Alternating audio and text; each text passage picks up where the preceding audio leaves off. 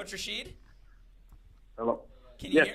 Hi, this is Alex Gruskin from Cracked Rackets. I just want to, you are now live, and we want to say thank you so much for joining us. No problems at all. Pleasure to be on. Yeah, and just to also introduce myself, my name's Max. You've got a few others in the room. You've got Alex Gornett and Jamie McDonald. We're all here, and again, thank you for joining us.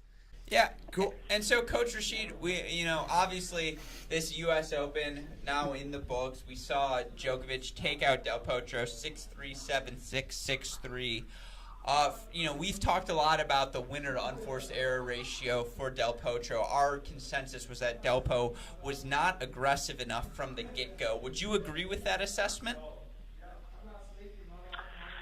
No, I probably wouldn't. To be honest, I mean, I think when you look at the winners and unforced errors, you can look at those numbers, but I think you look at who he's playing up the other end of the court, the way Novak's able to drink the court, the way he's able to defend some of the stuff that was coming from Del Potro, who was throwing the kitchen sink at him. I thought probably playing too much. In mine, I thought he played too much through the court. He was trying to sort of smash through him and probably could have taken some pace off the ball, tried to spread Novak a little bit before he was going big through the court at times, and just to change that up. But, it's hard when you've got Novak up the other end until you're out there courtside or on top of the court watching what Novak can do to you up the other end. It can maybe paint a little different picture, and you got to understand how. I mean, he probably would have had against a lot of other players. The winner ratio probably would have climbed enormously. The unforced errors probably would have reduced themselves because Novak makes you play that second and third and fourth extra ball on defence. And also, I think the court speed has a lot to do with it as well, because it is slower. It was definitely slower, so I was pulling up the ball, and it was very hard also to get a high winner to unforced error ratio as well, purely because of the court speed. I mean, if that was on a fast surface, a traditional fast US Open speed court of yesteryear, and also maybe a grass court, I mean, those winners would have been, that would have been would have been a really big number. So you definitely sound like you've seen Djokovic play a lot of tennis and you like his game. So was this a result that you were expecting today?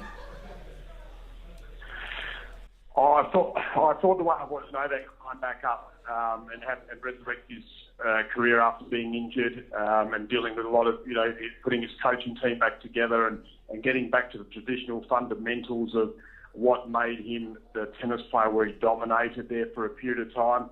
I could see that coming back in. I could see the look in his eye. I could see the physicality behind it, what he's prepared to do on the tennis court as far as his defence. And actually survived the rally. That sort of hungerness was slowly creeping in the more he was actually able to trust his body and then his game coming together. So when you saw that, I just, for me it was a matter of time where he was going to be that extremely tough competitor to play point to point. And when you look at both these players, Delpo had to try and knock him out. There's no doubt about that, because you're playing one of the best returners in the game. The amount of times, Delpo in the first set was serving way up there, about 82% of balls, and but they were all, but he'd lost the first set, so the number of balls that were coming back, was enormous as well. So it just builds constant pressure. He was back building this enormous amount of pressure on his opponent, and we saw it through Wimbledon. We saw glimpses of it through the clay court season, but it was gathering momentum and through the belief system of what he's actually been able to put in the bank in his past, but also what he was generating and actually his body was allowing him to do. I could see this sort of tennis coming back, and he proved it through the fortnight as well. Hey Roger, Alex Gornett here. I think we would all agree with you over here. That's a perfect analysis of the match. And I'm going to switch gears on you here a little bit. In terms of just your coaching resume, we looked over. It's impressive what you've done with the players you've worked with. And I think you've garnered the respect of not only the players you worked with, but the tour as a whole. And it speaks volumes when they selected you to be a board member of the ATP World Tour. And we wanted to know, what sort of vision do you have for the ATP moving forward in terms of the global brand, as well as what are the players seeking to see changed on the tour? And that takes a kind of work. Look, my coaching I'm not coaching at the moment because I need to spend some time at home with my daughter. So after 15 years on the road, so I'm sort of a bit more on the part-time space as far as weeks travelled now. So and that was something I was keen to do, even though I love the coaching. I will get back into that for sure. I'm helping other coaches out and some players and consulting and looking at that space. But and being on the board, I love the behind the scenes, the working, the mechanics of what actually puts this whole tennis circus together. I suppose this is a travelling circus as we are, and from a player's perspective, I mean, it's just about obviously growing the game. We're there as players. We want to grow the game for the players and also the fans and also the ATP. I mean, it's a great brand and it's evolving, and we're trying to find ways to making the product more appealing, obviously, to the younger generation that are coming up as well. We're obviously in a competitive market with not only other sports but also the IT space as well, which takes a lot of kids out of the physicality of I think of sport and puts them in front of the screen. So we're sort of looking at ways and I think the next gen concept was fantastic from the ATP, from the guys there, from Chris Commode, Ross Hutchins, so the guys who actually sort of saw that vision. I think that's been really an evolution. It's been really exciting to watch that crew up, and then it's so building the big events up, which we've done well with the Master Series, and also looking at the 250s and 500s and seeing how we can make them big parts of the model moving forward as well. So just always the ATP, the guys, the executive team, and obviously the players, player council, always trying to work ways of actually making the game better for everybody. The players are obviously there looking out for the players, but they're also looking out for the health of the sport as well. And that's you have to give them big kudos to that. Is that they're very proactive in looking out for the health of our sport as well. Yeah, absolutely. And we got a question for you that we've asked a few other people throughout the day, but you would know better than anyone after coaching a lot of the top guys, kind of the struggles of being in the player's box and not being able to coach on the court. And obviously the WTA now allows coaching. Obviously, college allows coaching. Do you think that this is something that should be brought to the ATP side? And, kind of talk about, for the people listening, the struggles of not being able to coach on court. Look, I see the space of coaching. The discussion's been happening for a long time now, and on the ATP side and the coaches association as well. We speak about that a lot in our meetings as well. And I love the gladiatorial role that tennis plays. I really see that as a massive benefit in our game, that we are a sport where you get out there and you work it out, you problem solve yourself, and that's part of the education, not being spoon-fed every point or every game, information, because you sort of become robotic, and I don't like that in life in general. I think there's a lot of great lessons to be learned on a tennis court because of that gladiatorial role. So, and that's part of the strength of. I think it's part of the strength of being a great sports person as well, is the fact that you can actually problem solve yourself. In the reality of live entertainment right there, and then you can actually see some clarity. I mean, when I was coaching Lleyton Hewitt, his most clearest moments were under extreme duress, where he could actually see, and you could see his mind working out ways to survive and stay in a 5-set match if he got down, and actually turn things around. I would say things to him at times, for sure. There's encouragement, there's encouragement said, there's a rule in place that there is no coaching, and if you do actually cross that boundary, there is a code violation. Well, you can do two things with that, in my opinion. Yeah, but there's two things you can do in that opinion. If you're that group, you can actually, which I'd suggest, if you do get done for a code violation, okay, you've got the slap on the wrist, but it should never affect the player and what they're doing on the tennis court, because you should have a relationship between you. That if that actually happens and an umpire does, suggest that or make that assessment, or it shouldn't affect the rest. It shouldn't be a snowball effect and affect the rest of your match play. So because you've decided between you that there might be some interaction. So you've decided you're prepared to cross the line, and this is what the reality will be if you actually are caught out. And you've got to pay that and respect that and actually move on. And so I think there's the grey area. So the argument is, do we just open it up? well, yes, you could just say it's opened up, but what does that look like? Do we want people on the court? I know the WTA do it. I don't like it because I think that it's fraught with danger as well, because we've seen scenes where it hasn't been healthy with the interaction. We see some really good interaction, and we see a lot of stuff which is not that healthy. I love the fact that, if you're looking at coaching, that maybe that it's used via headsets, where a couple of times in a set or at the end of the sets you could actually put a headset on, which we tried at the Next Gen at the end of the year last year with the men, and it worked really well. And you could talk to your coach through a headset system, which is very similar to like Formula One. I think that's a controlled manner. I think it may be a good option moving forward, but I'm not a fan of actually being on the court, walking around the court, and actually sitting down and actually having that discussion with the player. You make a very compelling case, and Max Rothman is singing your praises right now. Yeah, I'm over here. My hands are in the air. You made some really good points there. We'd love to get your take on another topic we've been discussing all day. Is a lot of people are up in arms about the 3 out of 5 format. Do you see any changes coming to 3 out of 5, or maybe let's say maybe not 3 out of 5, but we loved the trial at the Next Gen Finals with the Fast 4 format. Do you see that getting implemented in more tournaments next year? Or what is the ATP's position on the scoring change? Look, if I take a personal position and not basically hat on, in this sense is that 3 best of 5 in Grand Slams, I love them. Again, I see you also got to work out that if you did an average of the matches played and calculated how many sets, how far we're going. I know at the Australian Open last year, or this year, I think it was 3.4 was the best, was the average outcome of the best of 5 set matches in the first week, and it was 3.3, and then it went to 3.5 sets played in the second week. So it's not as if these matches are all going to 5 sets and they're all going to extreme spaces. So yeah, I have a good, there's a good conversation around, is there a tie-break at 6-all in the 5th?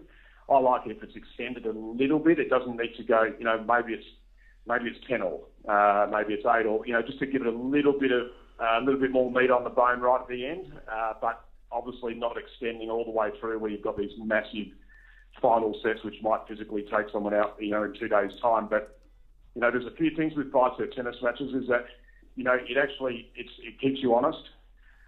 It works in different elements of being the athlete. You've got to have a conditioning level that's actually going to be superior, so you can sustain 7 lots of 5-set matches. So if you go into a Grand Slam and if you think you're an opportunity to win one of these things, well, you better have your preparation right. So it makes you accountable to the process. And it's a great problem-solving event. You can't, it's just one of these, I think it's one of the great tools of our sport. I can't see the Grand Slams ever reducing it to best of 3. I would, because we've got to have something that sits there and that stands out. And I think the Grand Slam best of 5 is the way to go. If you look at the Next Gen and we talk about the best of 5, best of 4, I really enjoyed that concept. I like the way it was very engaging from the first point. It meant a lot. You couldn't warm up and lead into that set. There was no room for real error. A lot of more excitement moments, and also a lot more tie breaks that were played. And the time duration of the matches was quite quick. I mean, the 5 sets took roughly around the 1.5 hour mark. It went to 2 hours as a max on a couple of the matches. So you sort of got real. I like that. Is there something that could be implemented, for example, in the 250s tournaments right across the board? Could we actually not use it as a trial, but do something quite dynamic in that space? I'm not sure. I'm just thinking off the top of my head, it could be a position where the 250 tournaments, which are our smaller tournaments, maybe we add some, we try that and actually throw some excitement in there and see where that sort of goes, because that may be a possibility. I'm not sure. There's a bit of, there's some discussion around the table. Obviously, you've got to throw all the darts on the dartboard and see what makes a little bit of sense and who's prepared to run with it. Oh, I think that's totally fair. And, Coach, again, this is Alex Gruskin, the other AG of the CR squad, not to confuse you. And I should say, in terms of tournament formats, I was born in 1995. Maybe you can hear that from this alto tone. But so I never really understood the satellite circuit. That just went above my head. But I do understand the challenger circuit. And I also have a belief that every tennis player, just given that it's an individual sport, we have a better memory for our biggest moments. We also have a bigger ego for our biggest moments, but I think we have a better memory. So I want to do a little segment, a little trivia to test your knowledge of your own career, and I want to take our fans back to May 11th, 1992 through May 17th, 1992. I apologize for the graphic here, but I was not even a sperm cell inside my father at this point. I was not a thought. And I want to know, Coach, you are the champion of that result. Do you remember who you played in the semifinals and finals? The hard-hitting questions now. You were post-U.S. Open. No, I know exactly. And it's that hard. I actually have. Gee, I can't even. Where? Can you tell me where I was? You were in Antwerp, Belgium. That's my hint. And you were playing with a fellow Australian player. Yeah. I think I was playing with Andrew Kratzman. I think. Oh, I'm sad to tell you, Coach, that is incorrect. You were playing with a player whose last name is a color. Oh, really? Oh, okay, Brown. Yeah, Michael Brown. There he is. That's who you were playing with. Michael Brown, yeah. And I was just like a random. I was going all over the place. Oh, I'm glad to hear. Well, just, in the finals, you played Mike Pernfors and Chris Goosens. We had Manny Diaz on earlier. I know Mike Pernfors is a Georgia guy, so that's fascinating to me. Yeah. Any fond memories of your time on tour that you want to share? No, look, it was a bit of a blur. I mean, I remember playing. I remember being in Antwerp actually. Last trip before we were going home, we weren't going to play there, and we virtually took it pretty easy. We were a bit wrecked. We'd been, the Australians, we generally travelled for long periods of time back then, and didn't bounce back and forth like they have the luxury of doing these days. And so, and look, I was a young kid in a tennis world where I wasn't really, I was making it up as I was going along. I first hit my first tennis ball when I was a 12-year-old kid for the first time. That was my first ever strike of a tennis ball, and at school won a school little tournament, and 4 years later I qualified at the Aussie Open in a which is ridiculous, and sort of out of, I wasn't in that. Who knows? I didn't know what I was doing, to be honest. And but then I suffered. I was at 15. I was at Nuke's Tennis Ranch in New Braunfels, Texas, for a year, which I loved, and I just had to do things where my parents couldn't afford to push me through the tennis cycle, so I just had to do whatever I could do, and amazing life lessons, living in sort of bomb shelters for $5 a night instead of through Spain, and eating the same meal every day of the week because it was the cheapest meal that I could get, and sometimes not stringing my not having my rackets strung for trying to rotate them and not get them strung for weeks because I didn't want my parents to actually be able to pay for restrings so frequently. And so this is all courtesy of my parents trying to give me an opportunity, but me also not being in the tennis, I suppose, in the main system because I hadn't gone through the system. So it wasn't until I qualified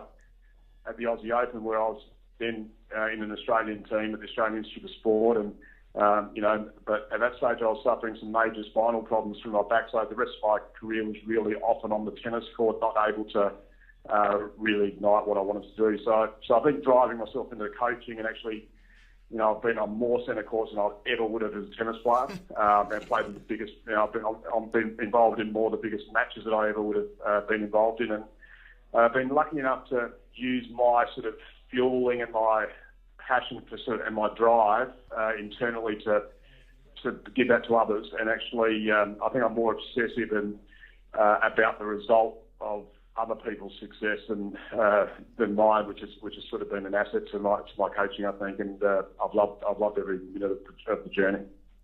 Well, look, being ranked high of 192 is still something to be proud of, and obviously coaching guys like Hewitt, Monfils, Tsonga, and Dimitrov is, a huge testament to your skill and your coaching ability.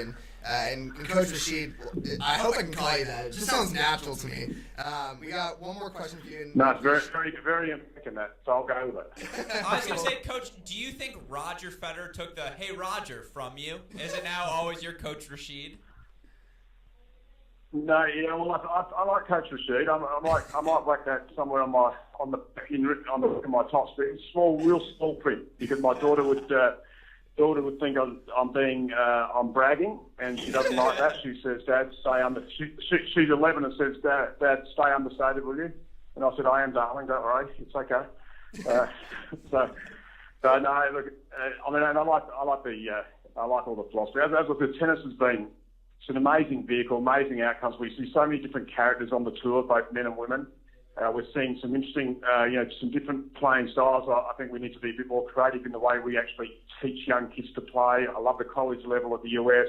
I think there's another level that could be taken to as well. I think there could be another level of professionalism thrown into that space, which would also give some of those kids that are going there potentially wanting a professional career, but then deciding on a collegiate career. I think you could also give them opportunities through the college system to actually have a second wind and actually a second belief that they can actually be that sort of professional tennis player. So I think sometimes the dreams sort of shut down, and there's a real space to keep that alive. I think through a great college system, which you guys have over there. Well, we really appreciate that, and obviously you really do care about the kids, and we're hoping you could just talk to us a little bit about the inspiration for your foundation. Just talk a little bit about that.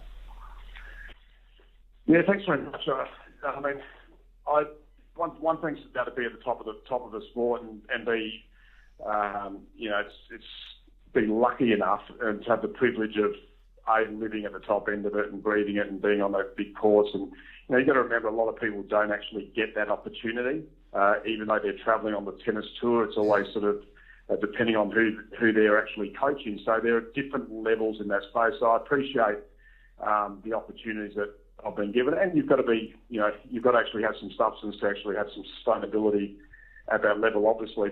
And then when I see that, I also see the extreme, the kids that never get opportunities at all, and we can't be blinded by young kids that are born today and that never get to touch sport at any level, and never, in extreme disadvantaged communities, kids don't get to own anything. They don't get a ball, a soccer ball, a baseball mitt, a tennis racket, anything like that, because they're not privy to having the availability of it. Their parents are third and fourth generation unemployment.